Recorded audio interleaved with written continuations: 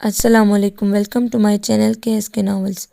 ایک دلچسپ complete novel آپ کی خدمت میں پیش کر رہے ہیں جس کا نام ہے بند دروازہ۔ چلیے چلتے ہیں ناول کی جانب۔ کیا چیسن میں عقل کی ڈگریاں بھی ملنے لگی ہیں؟ وہ باتھ روم سے منہ پونچھتی ہوئی مسکراتی ہوئی باہر آئی تھی۔ کیا مطلب؟ صوفیہ نے حیرانی سے خسرو کو دیکھا۔ مطلب یہ کہ ہمارا شاہ زمان تو عقل میں بھی گریجویٹ لگنے لگے ہیں۔ اس نے مسکرا کر شاہ زمان کو دیکھا۔ اس کا مطلب ہے آپ ہماری باتیں سن رہی تھی؟ شاہ زمان نے گھورا۔ مطلب تم جانو، میری مجبوری ہے کہ میں باتھ روم کا دروازہ تو بند کر سکتی ہوں، کانوں میں دروازہ ہی نہیں تو کیا کیا جائے؟ آپ نے ہمارا سارا پلان سن لیا محترمہ۔ دیکھیں خسرو، تم نے باہر آزاد پروپیگنڈا کیا تو ہم تم سے اچھی طرح نمٹ لیں گے، شاہ زمان نے دھمکی دی۔ ایسا کرو، وہ سنجیدگی سے بولی۔ جی، سب ہمتن گوش ہو گئے۔ میرے منہ میں وہ نیلا دوپٹہ ٹھونس دو، اس نے سامنے دوپٹے کی طرف اشارہ کیا۔ اور فری، تم اپنے دونوں پراندوں سے میرے دونوں ہاتھ پاؤں باندھ دو۔ کیا مطلب؟ سب چیخے۔ بھئی پیٹ کے حلقوں کا اس سے بہتر علاج میری نظر میں نہیں، وہ افسردگی سے بولی۔ دیکھیں خسرو آپی، آپ یہ نہیں کریں گی، فری چیخی۔ شاہ زمان نے پلٹ کر وارڈروب کھولی، ایک دم واپس خسرو کی سمت مڑا۔ اس کے ہاتھ میں چھوٹا سا اصلی پسٹل چمک رہا تھا۔ شوٹ کر دوں گا خسرو میں تم کو، وہ بے ساختہ ہنس پڑی۔ چولہے پر بیٹھے رہتے ہو ہر دم، جیسے شوٹ ہی تو کر دو گے، مت کیا کرو ایسے ڈرامے، جاؤ تم سب پہ ترس کھایا، نہیں کہیں گے کسی سے۔ پھر شاہ زمان کے کندھے پر ہاتھ پھیر کر چڑھانے والے انداز میں مسکرائی۔ دراصل ہم ڈر گئے تمہاری اس توپ سے، ہمارا دل تو اس کی نال سے بھی چھوٹا ہے۔ مجھے پتا تھا آپ ہی ایسے نہیں ہیں، اور پھر آپ ہی ہم بدتمیزی تو نہیں کریں گے۔ فری نے اچک کر اس کا رخسار چوم لیا، وہ ہنستی ہوئی باہر نکل آئی۔ آج اس کی پھپھو زاد سامیہ کی مایوں تھی اور اس سب شیطانوں نے دادا جان اور دادی جان کا ڈرامہ کرنے کا پروگرام بنایا تھا، اور ظاہر ہے اشیائے ضرورت دادا دادی ہی سے اڑانی تھی، اور اسی کا وہ پلان بنا رہے تھے جو خسرو نے سن لیا تھا۔ وہ زمان ان سب کا لیڈر بنا ہوا تھا۔ 3 دن پہلے ہی پھوپھی جان کے ہاں خاندان بھر کے لڑکیوں کا اجتماع ہو گیا تھا جو زمین و آسمان ایک کیے دے رہے تھے۔ خسرو کیونکہ سینئر بچوں میں شامل تھی، اس لیے اس پر کچھ ذمہ داریاں بھی تھیں، اس لیے وہ اس شیطانی پارٹی کے پروگرام میں اکثر شمولیت سے قاصر رہتی تھی۔ اور یہی ہوا تھا، وہ نکلی تو دیکھا اس کی پکار پڑ رہی تھی۔ ارے بیٹا، کہاں چلی گئی تھی؟ کھانے کا وقت ہو چلا ہے اور مٹر پلاؤ بھی باقی ہیں، ذرا تم کر لو، میں تمہارے پھوپھا کا قیمہ بھون دوں۔ وہ مارے بوکھلاہٹ جانے کیا بول گئی۔ خسرو بے ساختہ ہنس پڑی۔ رحم کیجیے پھوپھو، ایک تو بیچارے کا قیمہ بنائیں گی اور پھر بھونیں گی بھی۔ اے جانے کیا اول پھول بک گئی ہوں، وہ ماتھا پیٹ کر بولی۔ تم ذرا جلدی سے مٹر پلاؤ چڑھا دو، یہ لڑکیاں تو جانے کون سی بلوں میں گھس جاتی ہیں کام کے وقت۔ وہ بڑبڑاتی کچن کی سمت چلی تو وہ ان کے پیچھے ہو لی۔ خسرو آپی، میری گولڈن پنیں دیکھی ہیں؟ ابھی یہیں تو رکھی تھی، رومی رومانسی ہو رہی تھی۔ میں نے دیکھی ہیں، شاہ زمان کی آواز آئی۔ میں سمجھا ٹائی کی پنیں ہیں، وہ مسکین انداز میں گویا ہوا۔ کہاں کہاں؟ امی تو اس پر چڑھ دوڑی۔ اور آپ کو کس نے اجازت دی اس کمرے میں آنے کی؟ پتہ ہے یہ آج کل لڑکیوں کا ڈریسنگ اٹیچ چیک روم ہے۔ لو بھلا، یہ بھی کوئی بتانے کی بات ہے؟ روز دیکھتا ہوں، جاتی کوئی اور ہیں اور نکلتی کوئی اور ہیں۔ وہ دل کھول کر ہنسا۔ میری پنیں دیجیے، رومی چیخی۔ سچ میں تو مذاق کر رہا تھا، میں ایسی واہیات چیزیں نہیں دیکھتا۔ میں تو خسرو کے پاس ایک عدد چائے کے کپ کی درخواست لے کر حاضر ہوا تھا۔ دماغ ٹھیک ہے تمہارا؟ مہندی لے کے آتے ہی ہوں گے وہ لوگ۔ یہ بدعت نہیں چلے گی، تمہیں دیکھ کر سب کی کھوئی ہوئی یادداشت واپس آ جائے گی۔ کسی کو یاد آئے گا کہ اس نے گزشتہ 3 گھنٹوں سے چائے کی صورت تو درکنار اس کی خوشبو بھی نہیں سونگھی۔ کسی کو یاد آئے گا کہ وہ صبح اپنی چائے کی پیالی ناشتے کی میز پر ہی بھول گیا تھا۔ معاف کرو بابا، اس نے ہاتھ جوڑ کر اپنے ماتھے سے ٹکائے۔ اور سنو، یہ ٹائی کے نوٹ کیا سلام پھیر رہی ہیں؟ اس نے جاتے ہوئے شاہ زمان کی ٹائی کھینچی۔ سوٹ پہن لیتے ہو، آداب بھی ملحوظ رکھا کرو، اس نے نوٹ درست کی۔ بے ڈھنگے، ایک تو میں تم سے تنگ آیا، نماز پڑھ کر دعا کی بجائے شکوہ کرتا ہوں کہ خدا، کیا خسرو میرے بعد نہیں بھیجی جا سکتی تھی؟ عاجز ہوں میں اس 2 سالہ سینیارٹی سے، وہ تھوڑا سا جھک کر مسکرایا۔ بیکار باتیں مت کیا کرو، تم نے کبھی بھولے سے بھی میرا احترام کیا ہے؟ یہ میں ہی ہوں جو یہ بے ادبی برداشت کر لیتی ہوں، چھوٹتے ہی نام لیتے ہو۔ اب ماموں جان نے اپنی اکلوتی صاحبزادی کا نام ہی اتنا خوبصورت رکھا ہے۔ خسرو، 1000 تسبیح پر بھی پڑھو تو بور نہ ہو، وہ شرارت سے بولا۔ آس پاس کھڑی تمام لڑکیاں خوشرو سمیت بے ساختہ ہنس پڑی۔ بہت بدتمیز ہے یہ شاہ، کئی آوازیں ابھری تھی۔ چھوٹی پھپھو، کیا گھر میں کوئی نہیں ہے؟ وہ کوریڈور سے ہی شور مچاتی چلی آئی تھی۔ سب ہیں بیٹی، کہاں جائیں گے بھلا؟ السلام علیکم۔ وعلیکم السلام۔ یونیورسٹی سے آ رہی ہو؟ جی ڈائریکٹ۔ یہ شاہ کا بچہ کہاں ہے؟ کل اس کا رزلٹ آیا تھا، اس نے بتایا بھی نہیں۔ چھوٹی پھپھو ایک دم خاموش ہو گئی۔ اس کا ماتھا ٹھنک گیا، گویا گڑبڑ ہو گئی، وگرنہ پھپھو کے تاثرات اس وقت اور ہی ہوتے۔ کیا ہوا پھپھو؟ رہ گیا ہے۔ وہ سخت رنجیدہ ہو گئی۔ اوہ، خوشرو کو بھی دھچکا لگا ہے۔ کہاں؟ اپنے کمرے میں، وہ آہستگی سے بولی۔ ذرا میں اس سے مل لوں۔ وہ اٹھ کر شاہ کے کمرے میں آ گئی۔ اے مسٹر، یہ کیا اٹوائی اور کٹوائی لیے پڑے ہو؟ اندھیرا کیوں کر رکھا ہے؟ کیا رو رہے ہو؟ تانے مارنے آئی ہو تو فوراً چلی جاؤ۔ وہ اسی طرح اوندا لیٹا رہا۔ ارے کینہ پرور نہیں ہے جو تم نے کیا، بھلا دیا۔ اٹھو، اس طرح کیوں لیٹے ہو؟ اس نے اس کی پشت پر ہاتھ مارا تو وہ سیدھا ہو گیا۔ اس کی شیو بڑھی ہوئی تھی۔ ارے بالکل ہی مجنوں بنے ہوئے ہو، اچھے مرد ہو۔ وہ اس کے نزدیک ہی بیٹھ گئی۔ ناکامی، ناکامیابی کی اہمیت دو چند کرنے آتی ہے۔ ناکام بھی انسان ہوتے ہیں۔ کہاں ہے وہ مردوں والا حوصلہ؟ اتنی سی بات پر دل برداشتہ ہوتے ہو۔ یقین نہیں آتا کہ اس پہلوانوں جیسے جسم میں چڑیا جتنا دل ہے۔ ایمان سے شاہ، تم سے تو اس پشت حوصلگی کی امید نہیں کی جا سکتی۔ تم نے کرنا ہی کیا ہے؟ شاہ زمان لغاری، کھانا پینا، سونا اور امتحان دینا۔ میں کم ہمت نہیں ہوں خوشرو۔ خوف اس بات کا ہے جتنی جلدی کر رہا ہوں اتنی دیر ہو رہی ہے، کہیں امتحانوں میں ٹارگٹ ہی کم نہ ہو جائے۔ اس نے بازو آنکھوں پر رکھ لیا۔ ٹارگٹ نہ ہوا، چھلاوا ہو گیا۔ مجھے بتاؤ، باندھ کر تمہارے سامنے بٹھا دیتی ہوں۔ ابھی وہ ہنسی۔ بے ایمان نیت، صاف منزل آسان، کہیں گم نہیں ہوتا ٹارگٹ خوشرو۔ ابھی میں واقعی بہت اداس تھا۔ باہر کا پہلا جھونکا بن کر آئی ہو۔ اچھا، شاعری ہو رہی ہے۔ خیر، 2.5 دن تو سکے نے بھی بادشاہت کی ہے۔ تم بھی ایک دن کے شاعر ہوئے تو کوئی مذائقہ نہیں۔ وہ پھر مدر ہنسی۔ پہلی ناکامی سے گھبرا گئے؟ ابھی تمہاری عمر ہی کیا ہے؟ تم پھر عمر بیچ میں لے آئی۔ وہ جھلایا۔ اے بد اخلاق نوجوان، بعض اوقات نیکیاں بھی کامیابی سے ہمکنار کر دیتی ہیں۔ مہمان کا اٹھ کر استقبال کرنا بھی میرے نزدیک نیکی ہے۔ اس نے فلسفہ بکھارا۔ وہ ہنستا ہوا اٹھ بیٹھا۔ اٹھو، شاباش، شیو بناؤ، غسل کر کے اچھی سی ڈریسنگ کرو اور مجھے دکھاؤ تاکہ میں خوش ہوں۔ میں دیکھتی ہوں پھپھو نے دوپہر کے کھانے کے لیے کیا انتظام کیا ہے۔ جلدی کرو، پھر کھانا کھائیں گے۔ وہ فوراً ہی باہر نکل آئی۔ کچن میں پہنچی تو پھپھو کھانا گرم کر رہی تھی۔ کیا کہہ رہا ہے؟ کل شام سے بھوکا ہے زبردستی۔ صبح ایک بوائل انڈا کھلایا تھا۔ باپ اتنے سخت ہیں لیکن انہوں نے بھی کچھ نہیں کہا۔ پھر بھی آ رہا ہے نہا دھو کر۔ دراصل وہ ناکامی کا عادی نہیں ہے۔ پہلا دھچکا تھا اس لیے بہت محسوس کیا ہے۔ خیر، سب ٹھیک ہو جائے گا۔ ارے کیا ٹھیک ہو جائے گا؟ ہر وقت کے کھیل تماشے تو یہی رنگ لائیں گے۔ ہم تو کہیں منہ دکھانے کے قابل نہیں رہے۔ وہ آزردگی سے بولی۔ بس یہی بات غلط ہے پھپھو۔ آپ لوگ اگر اس کی ناکامی کا احساس دلائیں گے تو وہ کچھ بھی نہ کر سکے گا۔ کیا اس سے پہلے ایسا کبھی ہوا؟ اس کی ہمت بڑھائیے، اسے توڑیے مت۔ کھیل تماشے تو اس کے ہمیشہ ہی سے ہیں، پھر بھی وہ کامیاب ہوتا رہا ہے۔ بس آئندہ تذکرہ مت کیجیے گا۔ انشاءاللہ سب ٹھیک ہو جائے گا۔ کتنے ہی دن گزر گئے۔ وہ اپنے ایم اے کے امتحانوں میں مصروفیت کے سبب کہیں آ جا نہ سکی۔ بقول شاہ کے تم سمسٹر دیتی یا اعتکاف میں بیٹھ جاتی ہو؟ درس جاتے ہیں تمہارے؟ خوشرو کو رات کو بہت دیر تک جاگتی تھی، اسی لیے ناشتہ کر کے پھر سو گئی۔ ظہر کے وقت اٹھی تو امی نے بتایا کہ شاہ زمان آیا تھا۔ میں نے کہہ دیا کہ تم سو رہی ہو، رات بھر جاگی ہو، تو اس نے اٹھانے سے منع کر دیا۔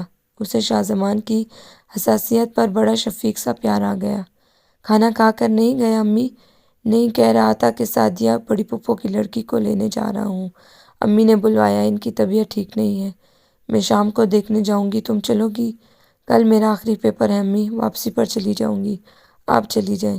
اگلے روز وہ پھپھو کے گھر پہنچی۔ ابھی راہداری بھی پار نہیں کی تھی کہ پھپھا جان کی گرجتی ہوئی آواز آئی۔ جانے کن شودوں میں بیٹھنے لگا ہے، جبھی پڑھائی میں کوڑا ہو رہا ہے۔ یہ عمر ہے ان حرکتوں کی۔ صاحبزادے 3 میں نہ 13 میں بیچنے کھڑے ہو تو کوئی مفت نہ لے۔ یہ سب تمہارے لاڈ پیار کا نتیجہ ہے۔ ایک ہی بچہ ہونے کا مطلب یہ نہیں کہ اسے لاڈ پیار سے ناکارہ کر دیا جائے۔ میں کہہ رہا ہوں ابھی بھی آنکھیں کھول لو ورنہ رو گی سر پکڑ کر۔ ہو جاتی ہیں بچوں سے غلطیاں۔ آئندہ نہیں پیے گا؟ پھپھو کی سہمی ہوئی آواز آئی۔ خوشرو کا دل کام کر رہ گیا۔ کیا پینے لگا ہے؟ پوری ڈبیا خالی ہے، صاحبزادے سگریٹ کے عادی ہو چلے ہیں۔ ایک اطمینان کی سانس خوشرو کے سینے سے خارج ہوئی۔ وہ ہچکچاتی ہوئی پردہ اٹھا کر اندر چلی گئی۔ السلام علیکم۔ وعلیکم السلام۔ دونوں میاں بیوی اپنے اپنے موڈ پر قابو پا کر بولے، کیسی طبیعت ہے پھپھو آپ کی؟ اب تو کچھ ٹھیک ہے۔ یونیورسٹی سے آ رہی ہو؟ پیپر کیسا ہوا؟ انہوں نے شفقت سے اس کے سر پر ہاتھ پھیرا۔ ٹھیک ہی ہو گیا، اس نے تھکے ہوئے انداز میں صوفے کی پشت سے ٹک کر کہا۔ خوشرو کا پیپر؟ اور صرف ٹھیک؟ ہماری بیٹی کا پیپر بیسٹ ہوتا ہے، ٹھیک نہیں، پھوپھا جان نے قدرے تفاخر سے کہا۔ پھر بولے، کاش ایسے ہی شوقین لڑکے بھی ہوں، پڑھنے لکھنے کے تو کیا بات ہے۔ ان کے لہجے میں محرومی بول رہی تھی۔ وہ تھوڑی دیر ادھر ادھر کی باتیں کر رہے تھے، پھر حسب سابق خوشرو اس کے کمرے میں چلی آئی۔ وہ صرف جینز پہنے ہوئے اوندا لیٹا تھا۔ اس کے مضبوط جوان جسم کو اس حالت میں دیکھ کر خوشرو ایک دم چیپ سی گئی۔ اسے بغیر دستک دیے کمرے میں نہیں آنا چاہیے تھا۔ لاکھ وہ اس سے چھوٹا سہی، لیکن اب تو ماشاءاللہ جوان ہے، مگر اب تو آ ہی چکی تھی۔ وہ بھی سیدھا ہو کر جسم پر گاؤن لپیٹنے لگا تھا۔ اس کا موڈ بے حد خراب تھا۔ گاؤن لپیٹ کر اس نے تکیے کے نیچے سے سگریٹ اور لائٹر نکالا۔ وہ ہکا بکا کھڑی دیکھتی رہ گئی۔ باپ کی اتنی گرج چمک کے باوجود بڑی لاپرواہی سے سگریٹ کا دھواں اڑا رہا تھا۔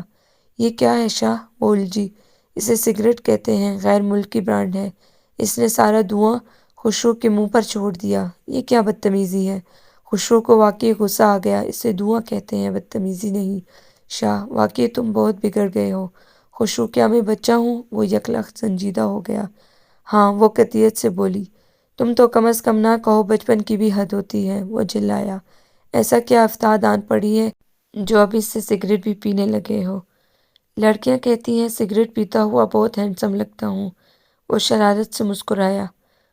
لڑکیاں کہتی ہیں، اور جب کوں کوں کرو گے تو یہی لڑکیاں ناک پر رومال رکھ کر بات کریں گی، سمجھے؟ مگر اس وقت تک کافی انجوائمنٹ تو ہو چکی ہوگی۔ وہ حلق پھاڑ کر ہنسا۔ کہیں ڈوب مرو جا کر چلو بھر پانی میں۔ وہ آگ بگولا ہو گئی۔ عورت کی تقدس، سخت نابلد ہو تم اس سے۔ جوان مرد کی شان اس میں نہیں کہ وہ پھل کو چکھ کر دیکھے۔ مردانگی تو یہ ہے کہ انجوائمنٹ کے ایسے لمحوں پر حقارت سے تھوک کر لعنت بھیجے۔ خدا نے تمہیں مرد بنایا ہے، مردوں کی سی آن بان بھی پیدا کرو۔ مرد کے ساتھ اس کی جیت نہ ہو تو وہ بھی کوئی مرد ہے؟ کبھی نفس کو چاروں شانے چیت گراؤ تو بات ہے۔ ایک تو میں تمہاری ٹیچنگ سے بہت عاجز ہوں۔ وہ واقعی عاجز آ کر بولا۔ یہ ٹیچنگ نہیں ہے، دوستانہ سی بات ہے، غور کرو، پسند آئے تو کرو ورنہ۔ وہ اس کی طرف دیکھتا رہا کافی دیر تک۔ بات تم بھی تو کہتی ہو خوشرو، دل کو لگتی ہے، مگر باقی دوسرے تو مجھے گنہگار ثابت کرنے پر ادار کھائے بیٹھے ہیں۔ ذرا سی بات پر اتنی انسلٹ کرتے ہیں کہ خودکشی کرنے کو جی چاہتا ہے یار۔ ان لوگوں کی عمریں گزر گئی، انہیں بات کرنا نہیں آتی۔ تعجب ہے؟ خوشرو نے اس کا ہاتھ تھام لیا۔ اپنی اپنی سمجھ ہے شاہ، ذرا ذرا سی بات کا برا مناتے بے وقوفی کی نشانی ہوتی ہے۔ ضد سے انسان خود ہی تباہ ہو جاتا ہے۔ اہم بات یہ ہے شاہ کہ دکھ نہیں دیتے، جوابی دکھ پھر ناقابل برداشت ہو جاتے ہیں۔ گندم بو کر کسی نے چنا بھی پایا ہے، یا چنا بو کر کبھی گندم بھی کاٹی گئی ہے؟ خود کو تباہ نہ کرو شاہ، وقتی طور پر برہم ہونے والے یہ سب لوگ تمہارے سب سے زیادہ ہیں۔ یہ تمہیں بہت شدت سے سوچتے ہیں، انہیں دکھ نہ دو شاہ۔ میں انہیں کیا کہتا ہوں خوشرو، یہ مجھے ضد کیوں دلاتے ہیں؟ 15 دن بیشتر چھوٹے ماموں کے ساتھ ہنسی مذاق میں سگریٹ کا ایک کش لے لیا تھا۔ بابا نے مجھے ضروری کام سے اپنے کمرے میں بلایا، میں گیا تو کہنے لگے، سگریٹ پی ہے؟ میں نے کہا چھوٹے ماموں کے ساتھ ہنسی مذاق میں کش لیا تھا۔ کہنے لگے، جھوٹ بولتے ہو، اتنا گرجے کہ میں تمہیں بتا نہیں سکتا۔ یاسر اور اویس ڈرائنگ روم میں بیٹھے ہوئے تھے۔ بابا نے ان کے سامنے میری اس قدر انسلٹ کی کہ میں تمہیں بتا نہیں سکتا۔ بس مجھے بھی غصہ آ گیا۔ اس دن سے باقاعدہ سگریٹ پی رہا ہوں۔ سگریٹ تک بات نہیں کی انہوں نے، بلکہ یہ بھی کہا کہ میں آوارہ ہو گیا ہوں، لڑکیوں میں گہرا رہتا ہوں۔ ارے حد ہوتی ہے، اس نے سر جھٹکا۔ انہوں نے میرا جیب خرچ بند کر دیا، میں نے کار کے وہیل کیپ بیچ دیے، پھپھو کو میں نے بتا دیا کہ سگریٹ کے لیے پیسے چاہیے تھے، اسی لیے اب بھی اس قدر گرم ہو رہے تھے۔ وہ آرام سے بولا۔ خوشرو نے اپنا سر پیٹ لیا۔ او میرے خدا، شاہ کے بچے، تمہیں پھوپھا جان کے غصے سے ڈر نہیں لگا؟ اگر وہ تمہاری ان ضدوں سے عاجز آ کر دیں تو کیا بھیک مانگنا شروع کر دوں گا؟ وہ بھی ان کی دوستوں کے محلے میں نام تو انہی کا روشن ہوگا۔ وہ زہریلی ہنسی ہنسا۔ خوشرو اٹھ کر باہر آ گئی۔ پھپھو برآمدے میں بیٹھی مٹر چھیل رہی تھی۔ پھوپھا جان کہاں ہیں؟ اپنے کمرے میں ہیں، شاید سو گئے ہوں۔ وہ روحان سی ہو رہی تھی۔ خوشرو پھوپھا جان کے کمرے میں چلی آئی۔ میں آ سکتی ہوں پھوپھا جان؟ وہ دستک دے کر بولی۔ آ جاؤ بیٹی۔ ان کی آواز بوجھل تھی۔ سو رہے ہیں؟ ارے نہیں، اب سونا کہاں، عمر بھر کا رونا ہے۔ وہ سرد آنکھ کھینچ کر بولے۔ پھوپھا جان ایک بات کہوں، برا تو نہیں مانیں گے؟ وہ ڈرتے ڈرتے بولی۔ کہو، لیکن اس بدبخت کی وکالت نہ کرنا۔ وہ ناراضگی سے بولے۔ ارے نہیں، بس آپ میری بات سن لیجئے۔ پھوپھا جان، ہمارے مسائل اس لیے اور زیادہ الجھ جاتے ہیں کہ ہم باہمی اعتماد کی فضا قائم کرنے کی بجائے ایک دوسرے کو لعن طعن کرنے لگ جاتے ہیں۔ ہمیں اپنے گھروں میں گھٹی ہوئی زندگیوں کے مدفن نہیں بنانے ہیں کہ آخر ہم لوگ پڑھے لکھے ذی ہوش ہیں۔ بعض اوقات حقیقت اس کے برعکس ہوتی ہے جو ہم سمجھتے ہیں۔ پھر اس نے شاہ زمان کی کہی ایک ایک بات پھوپھا جان کے سامنے دہرا دی۔ پھوپھا جان، یہ حقیقت ہے کہ زمان مجھ سے کوئی بات کبھی نہیں چھپاتا۔ پھوپھا جان، فاصلے کم کر کے پرانے زمانے کے پرہیبت باپ کے بت توڑ کر اس نے دوستوں کی طرح پیش آئیے۔ یقین کیجئے وہ آپ کی آن بان کو چار چاند لگا دے گا۔ وہ بڑا خود پسند سا ہے، عقل آنے پر بدل جائے گا۔ آپ اس کے پندار کا احترام کیجئے۔ یقین کیجئے غیر معمولی ذہین ہے، وہ مایوس نہیں کرے گا آپ کو۔ اگر اس کی الٹ ہوا تو میں ذمہ دار ہوں۔ پھوپھا جان پر اس کی باتوں اور شاہ زمان نے ان جملوں کا جو خوشرو کی زبانی سنے تھے بے حد اثر ہوا۔ وہ خاموش ہو گئے تھے۔ شاید انہیں اپنی غلطی کا احساس ہو گیا تھا۔ وہ پھر کچھ نہیں بولی، بلکہ موضوع بدل کر بات کرنے لگی۔ مثلاً انہوں نے نئے سال کی ڈائری کیوں نہیں دی ابھی تک، اور وہ اتنے دن سے گھر کیوں نہیں آئے۔ وہ بہت حشاش بشاش سے اس کے سوالات کا جواب دینے میں مگن ہو گئے تھے۔ اس نے باہر قدموں کی چاپ سنی تو گمان کیا پھپھو ہوں گی۔ خوشرو کے رشتہ تو اس وقت سے آنا شروع ہو گئے تھے جب وہ اسکول میں تھی، لیکن اب ان میں سنجیدگی کے ساتھ دلچسپی لے جانے لگی تھی۔ آخر ایک رشتہ سب کو بے حد پسند آ گیا۔ لڑکا ایک اعلیٰ عہدے دار تھا، خاندان کا تھا کہ ان کے ہاں ابھی تک لڑکیاں خیر خاندان میں نہیں دی جاتی تھیں۔ خوشرو کے والد نے آج اس سلسلے میں اپنے بہن بھائی کا اجلاس طلب کیا تھا۔ خوشرو ایک حقیقت پسند لڑکی تھی۔ اس کی خاندانی اور تعلیمی زندگی اس قدر بھرپور گزری تھی کہ اس نے کبھی آئیڈیل وغیرہ کے بارے میں نہیں سوچا تھا۔ اسے معلوم تھا کہ وہ اپنے والدین کی اکلوتی اولاد ہے جو اسے بے پناہ چاہتے ہیں اور اس کے لیے سوچیں گے، بہتر ہی سوچیں گے، اس لیے وہ بے حد مطمئن تھی۔ اجلاس رات گئے تک جاری رہا اور اس دوران وہ اپنی کزنز کی چھیڑ چھاڑ کی ضد میں رہی۔ ارے خوشرو، ہم تو وقار بھائی اور شاہ زمان کی مونچھوں کی نشوونما پر تشویش کا اظہار کیا کرتے تھے، اور تمہارے ان کی مونچھیں تو ان دونوں کی مونچھوں سے بھی سینئر ہیں۔ اس کی چچا زاد حمیرہ نے اسے خبر بہم پہنچائی۔ ارے تو کیا خوشرو آپی نے انہیں دیکھا نہیں ہے جو اس طرح بتا رہی ہو؟ فری نے حمیرہ کو ٹوکا۔ ارے تو فکر کی کیا بات ہے، ترکیب تمہیں ہم بتا رہے ہیں۔ ایک گول پیالہ لینا اور انہیں پانی پینے کا حکم دینا۔ جتنی مونچھیں بھیگ جائیں اپنے دست مبارک سے کاٹ دینا، مونچھیں نارمل ہو جائیں گی۔ چھوٹے چچا کی عائشہ نے ترکیب بتائی۔ واہ واہ، وزیر با تدبیر ہے ہماری عائشہ۔ سب نے تالیاں پیٹی تو خوشرو نے ہنسی سے بے حال ہوتے ہوئے کانوں پر ہاتھ رکھ لیا۔ سب لوگ رات کا کھانا کھا کر تقریباً 9 بجے رخصت ہو گئے۔ رشتے کی حمایت میں ووٹ دے کر وہ کام کاج سے شل ہو کر بستر پر بدن ڈھیلا چھوڑ کر دراز ہو گئی تھی۔ ماہن دروازے کا پردہ آہستگی سے اٹھا۔ شاہ زمان اندر داخل ہوا۔ آداب عرض ہیں۔ وہ کرسی گھسیٹ کر بیٹھ گیا۔ ہم بھی جواباً تسلیم عرض کرتے ہیں۔ وہ اس طرح لیٹے لیٹے مسکرا کر بولی۔ بہت خوش نظر آ رہی ہو۔ وہ پاؤں پھیلا کر مزید آرام سے بیٹھ گیا۔ جی ہاں، اس لیے کہ سنا ہے تم میری بارات کے استقبال کے چیف ہوگے، اور شامیانے کے کونٹے کاٹنے کا مبارک فریضہ بھی تم ہی اپنے مبارک ہاتھوں سے انجام دو گے۔ وہ اپنی بات کے اختتام پر خود ہی ہنس پڑی۔ شامیانے کے کونٹے کاٹنے کا نہیں، اکھاڑنے کا سنا ہوگا۔ وہ سنجیدگی سے گویا ہوا۔ وہ اس کے انداز پر ذرا چونک گئی۔ ارے اس قدر اداس ہونے کی کیا بات ہے، تمہاری باری بھی انشاءاللہ جلد ہی آ جائے گی۔ کیا ہماری باری ایک دن نہیں لگ سکتی؟ اس کی آواز آہستہ تھی۔ لگ سکتی ہے، لڑکی پسند کر کے بزرگوں سے منظوری لے لو۔ وہ مسکرائی۔ میں چاہتا ہوں پہلے لڑکی سے رائے لے لوں، وہ آہستگی سے بولا۔ ایسا کر لو، میرے خیال میں یہ زیادہ بہتر ہے۔ وہ نرمی سے مسکرا رہی تھی۔ پھر کیا خیال ہے تمہارا؟ وہ اس کی طرف بغور دیکھ رہا تھا۔ خوشرو کام کر رہ گئی۔ وہ نادان بچی تو نہیں تھی، بڑے بڑوں کو ٹچ کرتی تھی۔ کیا واہیات ہانکنے لگے ہو؟ وہ اٹھ کر بیٹھ گئی۔ وہ جس کا رشتہ آیا ہے اسے بھی کہا ہے تم نے یہ جملہ، بلکہ خوش نظر آ رہی ہو۔ دیکھو شاہ، اب تم خاموش ہو جاؤ، شرم کرو، رشتوں کا احترام کرنا سیکھو۔ احترام ہے تو ہی کہہ رہا ہوں، بہت بری بات ہے شاہ۔ آخر تمہارے ذہن میں یہ احمقانہ بات آئی کیوں؟ تمہیں پتہ ہے تم مجھ سے تقریباً 2 سال چھوٹے ہو، کہاں اپنے ساتھ بھی مجھے ذلیل کرنے لگے ہو؟ تار تارانچل کی آبرو محفوظ کی ہے، احتیاط سے مت کرو مجھے اس طرح رسوا۔ اس نے ہاتھ جوڑے۔ نہ تو مجھے برائی تو بتاؤ، یہ ہماری 7 پشتوں میں اس سے زیادہ حیرت انگیز باتیں نہیں ہوئی؟ کیا دادا جان کی سب سے بڑی بہن خاندان میں جوڑ کا رشتہ نہ ہونے کے باعث ایک 11 سال کے لڑکے سے نہیں بیاہی گئی، جس کو تیار کر کے اسکول بھیجا کرتی تھی؟ اور ہماری نانی جان کی بڑی خالہ بیوہ ہونے کے بعد اپنے سے 10 سال چھوٹے دیور سے نہیں بیاہی گئی؟ صدیوں پہلے ہمارے ہاں کی سید زادیوں نے قرآن کو گواہ کر کے اپنے والدین کو اپنے حقوق نہیں معاف کیے؟ وہ غیروں میں تصیفہ لوگوں سے نہیں بیاہی جا سکتی تھی؟ جائیداد بچانے کی خاطر جوان لڑکیوں کی امنگوں کا خون کرنا، اس سے زیادہ سفاکی کیا ہو سکتی ہے؟ اس سے زیادہ حیرت انگیز واقعات کیا ہوں گے؟ کیا یہ غیر معمولی باتیں نہیں ہیں؟ وہ شاید پوری تیاری سے آیا تھا، وہ گنگ بیٹھی رہ گئی۔ وہ وقت، وہ زمانے گزر گئے، نئے دور کی نئی قدریں ہیں۔ اب اس تقی انوسیت کا پیچھا چھوڑ دو۔ آخرکار وہ بولی، کیسے چھوڑ دوں؟ ناممکن ہے۔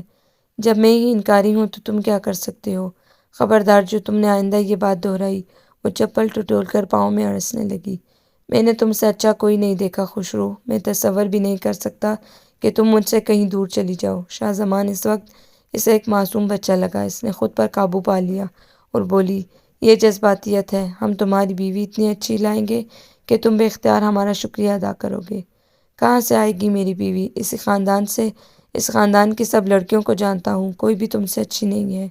اچھا جاؤ، فی الوقت یہ موضوع ختم کرو، تمہارے لیے کافی بنا کر لاتی ہوں۔ اس نے دانش مندی سے اس پر قابو پانے کی کوشش کی۔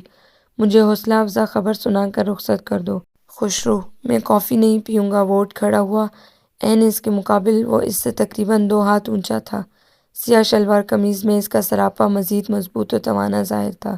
خوشرو کو اس کا قرب پہلی مرتبہ کھلا۔ اس کا جی چاہا وہ اسے دونوں ہاتھوں سے دھکیل کر بھاگ جائے۔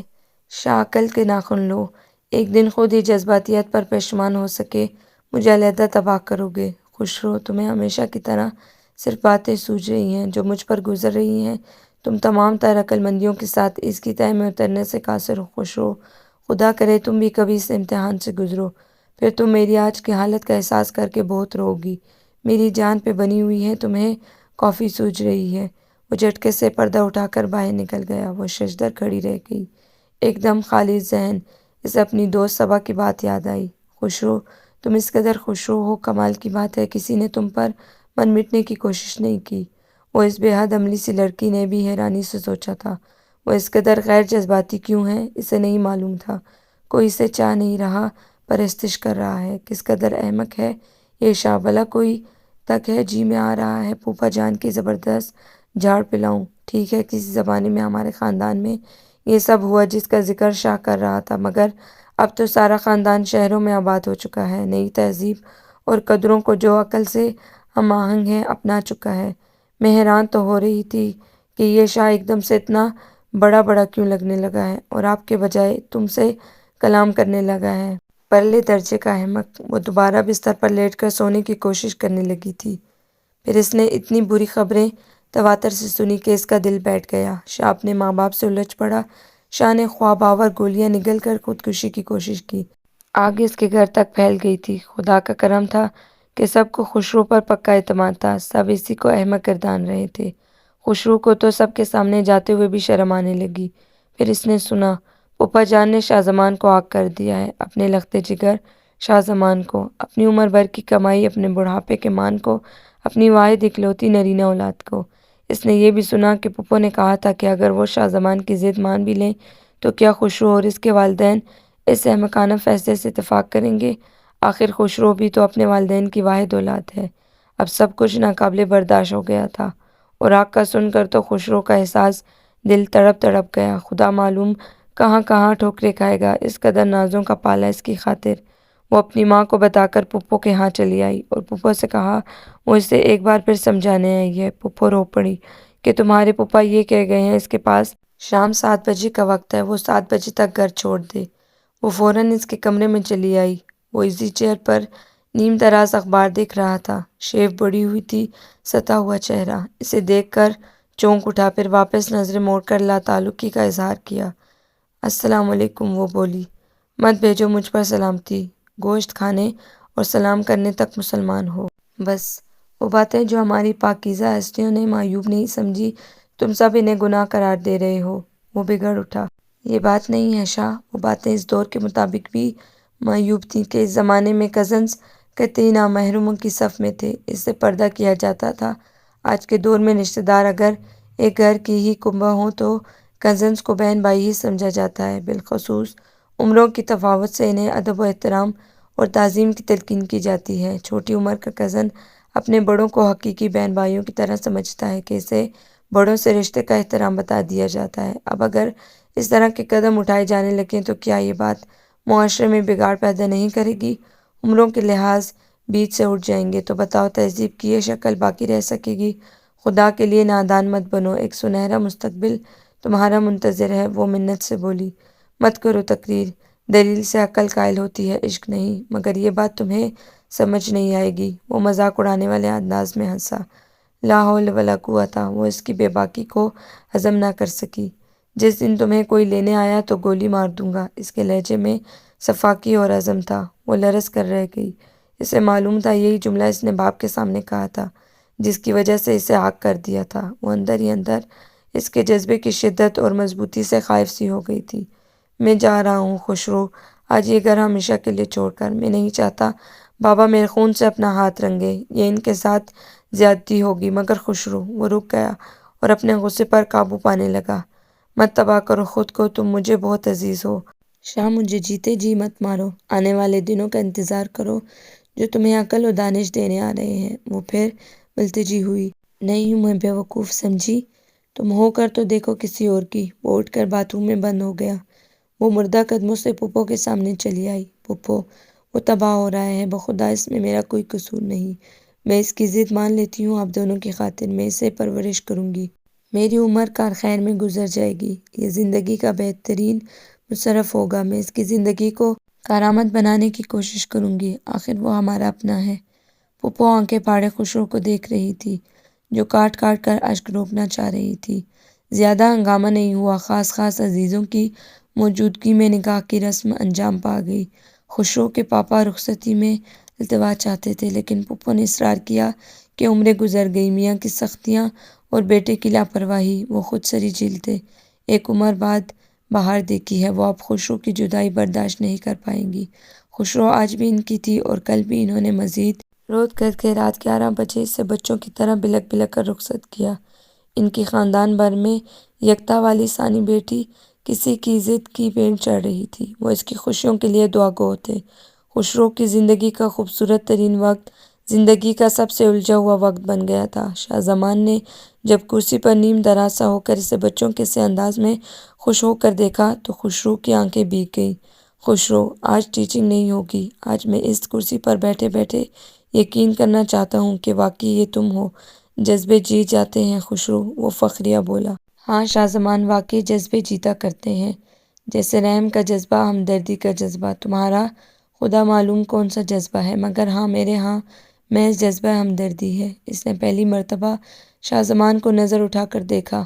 آف وائٹ شیروانی اور سفید پاجامے میں وہ خوشرو سے لاکھ گنا خوش آسودہ اور کئی گنا بڑا نظر آ رہا تھا۔ وہ گھبرا سی گئی، وہ ابھی تک اپنے دل میں اپنے مقام کا تعین نہیں کر پائی تھی۔ وہ اسے پنکج اداس کی غزلیں سنانے لگ گیا۔ اسے ایک ہندوستانی آرٹ فلموں کی اداکارہ بے حد پسند تھی۔ اس کے جمع شدہ کلوز اپس دکھائے۔ جب خوشرو کو ٹوٹ کر نیند آنے لگی تو وہ لباس تبدیل کرنے چلا گیا۔ خوشرو نے وہیں بیڈ پر گر کر آنکھیں موند لیں۔ سولی کے انتظار میں نیند نہیں آتی، مگر سولی پر آ جاتی ہے۔ اسے بھی آ گئی تھی۔ صبح جب آنکھ کھلی تو شاہ زمان کمرے میں موجود نہیں تھا۔ پھوپھا جان اور پھوپھی جان کی خوشیوں کا کوئی ٹھکانہ نہیں تھا۔ ان کا بیٹا کس قدر بدل گیا تھا، ہر دم اپنے مستقبل کی فکر میں گامزن۔ خوشرو پھوپھو کے سامنے ہنستی کھلکھلاتی رہتی تھی، مگر تنہائی میں اس کی آنکھیں بھیگتی رہتی تھیں۔ خوشرو کی بھرپور لگن آخر رنگ لائی۔ شاہ زمان باہر اطلاق کے لیے باہر جا رہا تھا۔ پھپھا پھوپھی خوشی سے بے حال تھے۔ ان کے خواب ایک ایک کر کے پورے ہو رہے تھے۔ وہ خسرو کے بے حد ممنون و مشکور تھے۔ پھپھو خسرو کو آنچل پھیلا پھیلا کر دعائیں دیتی تھی۔ شاہ زمان ماں باپ کو اور اسے باقاعدگی سے خطوط لکھتا تھا۔ وہ اس کی بیوی تھی مگر اس کا خط بے حد دوستانہ سا ہوتا تھا۔ ایک جملہ وہ ہمیشہ کہا کرتا تھا، خسرو تم اس قدر اچھی سی ہو اور میری ہو سوچتا ہوں خوش رہتا ہوں۔ وہ جملہ پڑھتی تو دو موٹے موٹے اشک خط پر پھسل پڑتے تھے۔ پہلی عید تھی شادی کے بعد، پچھلی عید کے مہینے میں تو وہ رخصت ہوئی تھی۔ پہلے اس نے گھر وغیرہ صاف کیا، پھر امی کی طرف چلی گئی۔ وہاں ان کا ہاتھ بٹانے، تراویح کے بعد پھپھا اسے لینے آ گئے۔ رات جب وہ اپنے کمرے کی سیٹنگ بدل رہی تھی تو پھپھو نے شاہ زمان کا خط لا کر دیا کہ وہ دوپہر کو بھول گئی تھی۔ اس نے معمول کی نرمی سے خط چاک کیا۔ خسرو سلامت رہو، عید آنے والی ہے، سوچ رہا ہوں کیا تحفہ بھیجوں۔ خسرو تم میری سب سے اہم خوشی بھی تھی اور امتحان بھی۔ میں تمہارا شوہر ہوں مگر تمہاری نظر نے کبھی مجھے اس حالت میں قبول نہیں کیا۔ خسرو میں نے روح و عشق کے تقاضے پورے کیے۔ میری روح خوشی سے سرشار ہو کر میرے نفس کو چت گرا کر اس کی پیٹھ پر تھرکتی رہی، مگر یہاں کے آزاد ماحول میں آ کر مجھے محسوس ہوا تم نے مجھے بے حد محروم رکھا ہے۔ کیا تم تھوڑی دیر کے لیے دانا و بینا انٹلیکچوئل لڑکی سے ایک انجان ولڈ دلہن نہیں بن سکتی تھی؟ تمہاری نظر بڑوں کی نظر کیوں بن جاتی ہے؟ تم ایک استاد کی طرح مجھے کیوں پرواخت کرتی رہی؟ خسرو نفس بڑی طاقتور چیز ہے، گر کر بڑی جلدی اٹھ کر کھڑا ہوتا ہے۔ کچھ زندگی فطری تقاضے ہوتے ہیں اور تم ایک بند دروازہ ہو، دستک بھی دینے نہیں دیتی۔ امکان وجدان کہتا ہے تمہاری نظر ایک دلہن کی نظر نہیں ہوگی، محض ایک ٹیچر کی تنبیہ ہوگی۔ میں تمہاری پرستش ضرور کر سکوں گا، چھو نہ سکوں گا، تم ضرورت سے زیادہ بزرگ نہیں ہو گئی بلکہ از خود بن گئی۔ خسرو میں نے بہت سے قرض جو میرے وجود کے مجھ پر تھے چکانے کے لیے ایک بیوقوف سی غیر ملکی لڑکی سے شادی کر لی ہے۔ واپسی پر وہ میرے ساتھ ہوگی، ہم سب ایک گھر میں رہیں گے۔ یہ احساس کس قدر خوشکن اور باعث طمانینت ہے کہ تم اس قدر اچھی ہو اور میری ہو۔ شاہ زمان عجب مرد شاہ زمان، اپنے ہی تقاضے یاد رہے تمہیں؟ کیسے بہادر ہو، دنیا سے جیت سکتے ہو، ایک عورت سے نہیں۔ مجھے کس خوشی میں محروم رکھا ہے، ایک خود غرض ملکیت پرست اور احمق انسان۔ وہ پھوٹ پھوٹ کر رو رہی تھی۔ آپ کو یہ ناول کیسا لگا؟ کمنٹس میں اپنی رائے ضرور بتائیں۔ اگر آپ چینل پر نئے ہیں اور چینل کو سبسکرائب نہیں کیا تو کائنڈلی چینل کو ضرور سبسکرائب کر لیں تاکہ نئی آنے والی ویڈیوز آپ کو ملتی رہیں۔ لائک اور شیئر بھی ضرور کریں۔